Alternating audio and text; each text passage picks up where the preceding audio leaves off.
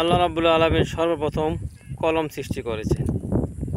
কলম সৃষ্টি করে সেরা কলমকে বলছে লেখ, কলম বলছে মাজা আক্তুব, কী লিখবো। আল্লাহ আল্লাহ বলছেন উক্তুব মাকাদির আস-সামাওয়াতি ওয়াল আরদ, পৃথিবীর মধ্যে যাহা কিছু সংগঠিত হবে আসমান জমিনের মধ্যে, মানে সব কিছু তুমি লিপিবদ্ধ করো, লিখে রাখো। তখন কলম আল্লাহ তাআলার আদেশ পেয়েছিল যাহা কিছু পৃথিবীর মধ্যে সংগঠিত হবে সব কিছু কলম লিখে ফেলছে।